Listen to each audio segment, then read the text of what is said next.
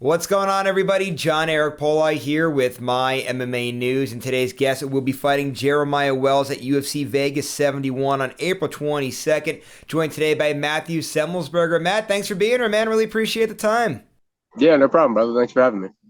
Yeah, man, no problem at all. And I actually want to get started today by talking about something that we were just talking a little bit about when we were off air here. So we actually go back a little bit. So one of the first ever regional shows that I ever covered was a Maverick event back in 2019. You were in the main event that night against Chris Cataldo. You were able to get a win. It was really weird, like finger injury that Chris had with a big gash in it. But anyway, the cool thing about it was a few months after that fight, you were fighting in the UFC. So it's just wild, like to think like that short little period of time between this little Maverick show in Scranton, PA to I think it was 6 months later, something like that. You're in the UFC. Kind of how cool is that everything kind of came full circle in such a quick period of time for you like that?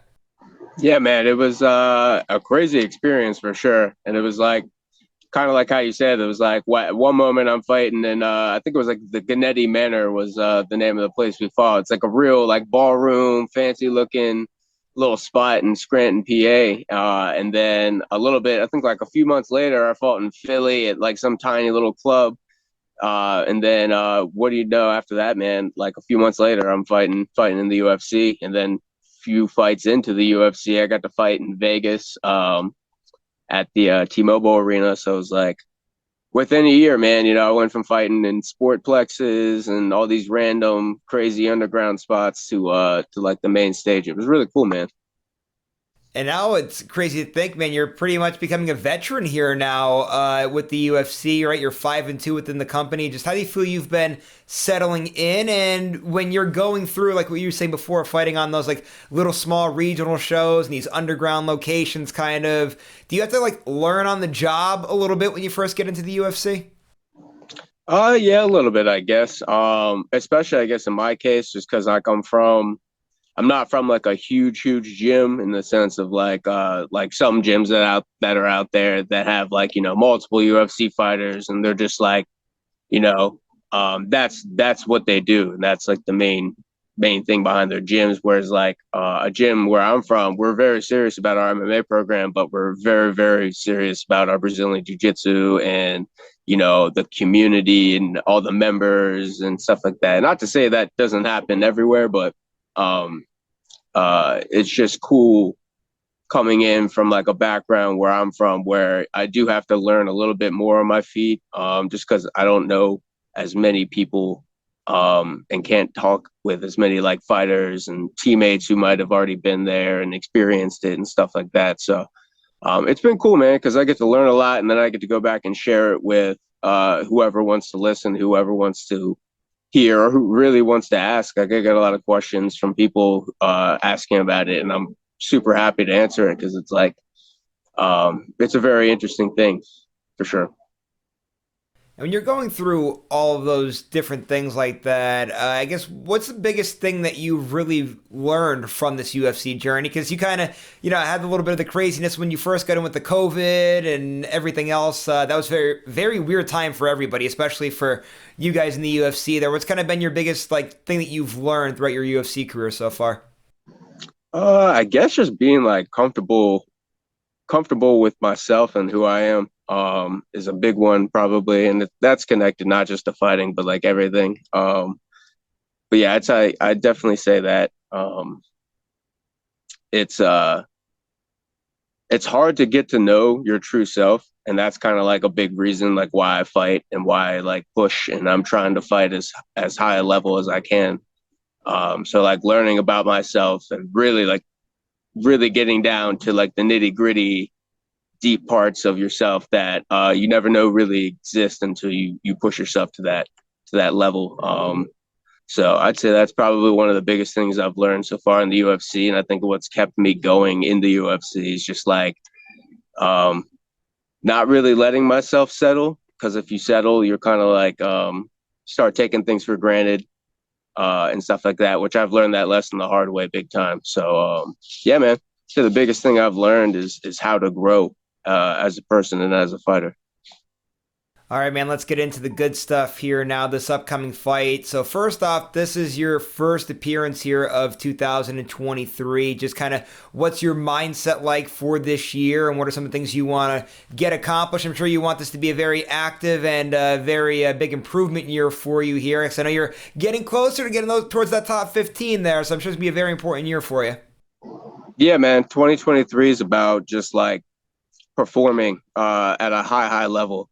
And that's really all I'm focused on, man. Like, I know if I'm performing at a high level, I'm going to be A, winning fights, and B, entertaining people watching. So that's just been my focus, man. Performing, getting better, and just like in every sense of the words, I should say. Just like my intensity, my focus, my discipline, in both my training and how I'm applying techniques, and then also just like on the outside when I'm back home, like getting to bed at the right time, getting my sleep, getting my rest, taking care of my body. So So, how's training camp going? I know obviously you're putting the final touches on it right now as you get ready to travel for this fight here. Just how was your camp so far? camp's been great, man. Had the opportunity to work with a couple of good fighters from the area, and then also spend a lot of time with my coaches at Crazy 88, my teammates at Crazy 88, working a lot on just that whole MMA game as a whole, and then putting a lot of emphasis on grappling. Like I come from like a grappling background, even though I like to tend to strike and use my hands and stuff like that. But definitely been training pretty much everything, but definitely putting a lot of focus in on the game as a whole.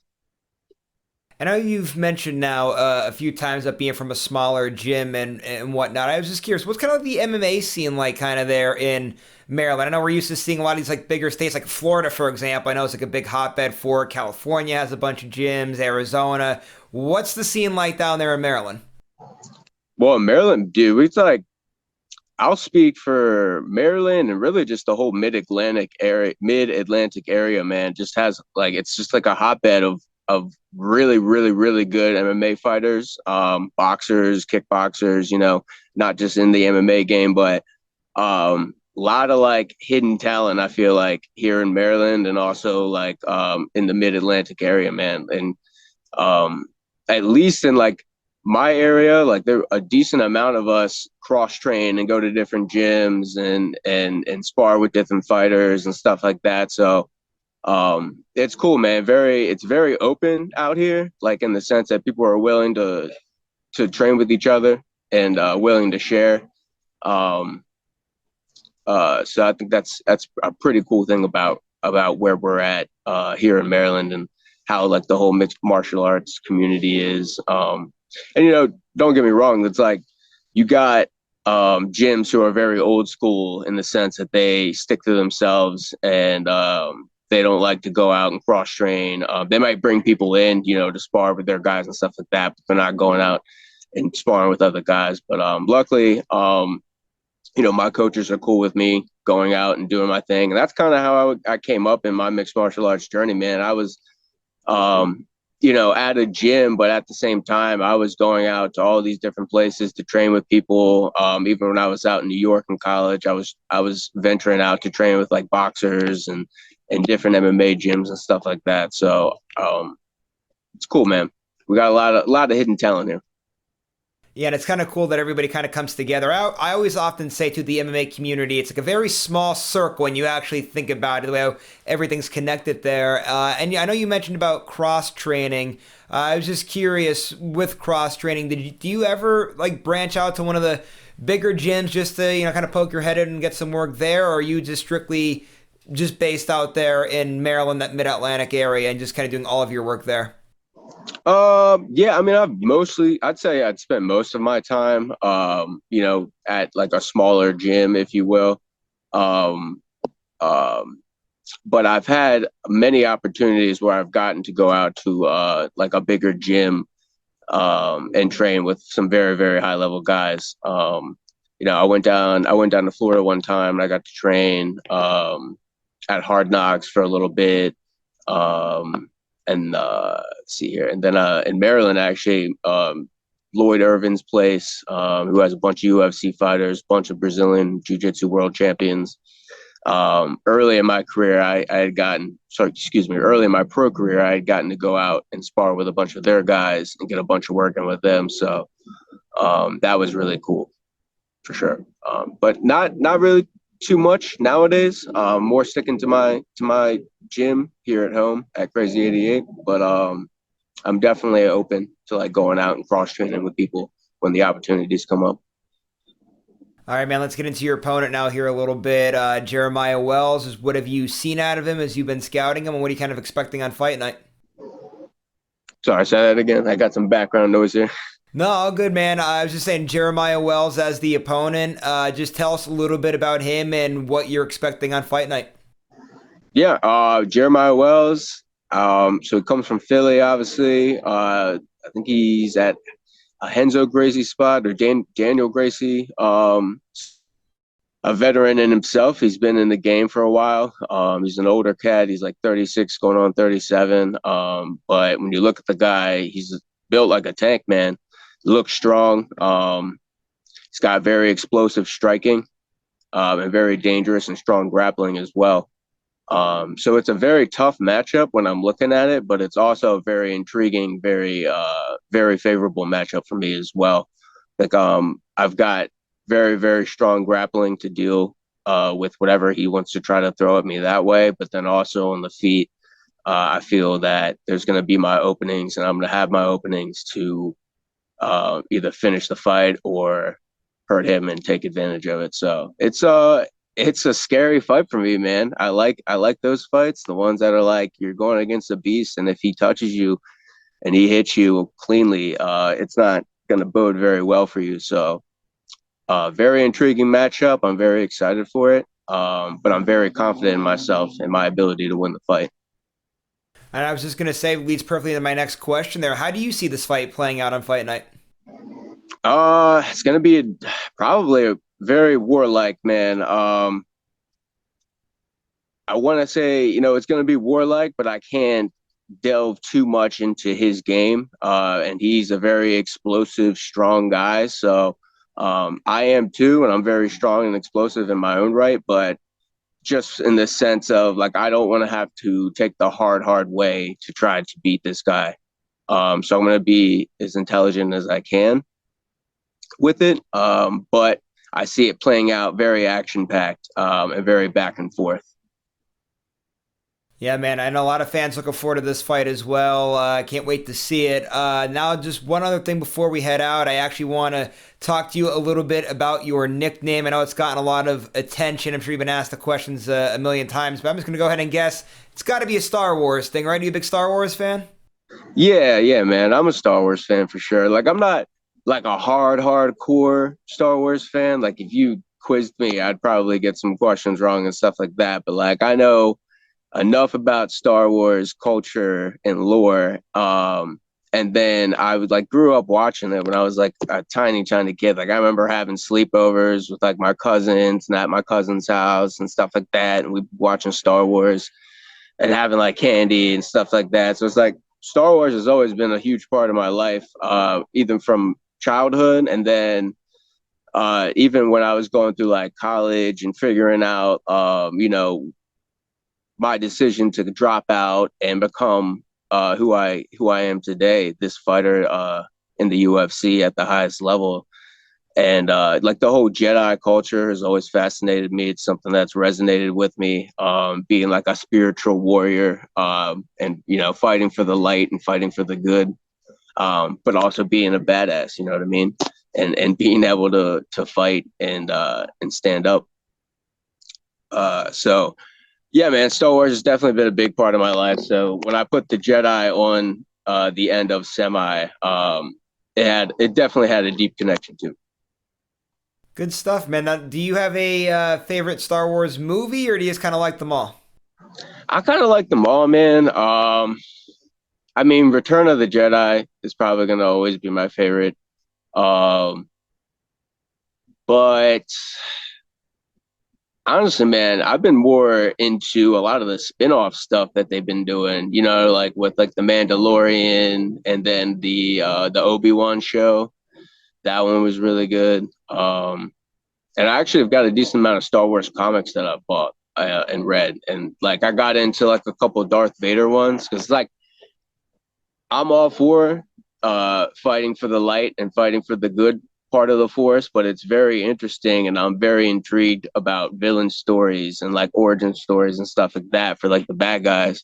So I've read up on a bunch of like Darth Vader comics that were pretty awesome. It's like Darth Vader's pretty badass, even though he's like kind of an a-hole. He does some pretty badass stuff. Yeah, I do like the spin-off stuff too. The Obi-Wan series is pretty good. I really like the Mandalorian. As you can tell, I kind of have Grogu over here. I got him behind me here. I'm a big fan of the Baby Yoda stuff. It's really cool. Did you get to see the new season that's been out? I know they're kind of slowly putting episodes out. I haven't gotten I think I only got through the first two or three, but I think they're up to about six now. Have you been paying attention to them? Happened, but my Disney Plus wasn't working or something like that, or something. I didn't feel like fixing it. So I was like, whatever, I'll wait. And I'm pretty sure it was right around the time I was getting into camp when it was coming out or something like that. So I was like, whatever, I'll wait till the end of this fight and then I'll just go binge watch it whenever I'm like getting fat for a week after my fight. Well, enjoy it, man. I'm hoping it's going to turn out to be a good season. Like I said, I got to catch up on it myself as well there. But anyway, man, last thing before you head out for the day, if you want to go ahead and plug your social media so people know where to follow you at, you have any management, sponsorships, anything like that that you got to give plugs to, floor is yours. Yeah, man. So my handle for Instagram and Twitter is at semi the Jedi. No spaces or anything like that. And then management wise, shout out to Wild Bunch Management, based out there in Albuquerque, New Mexico.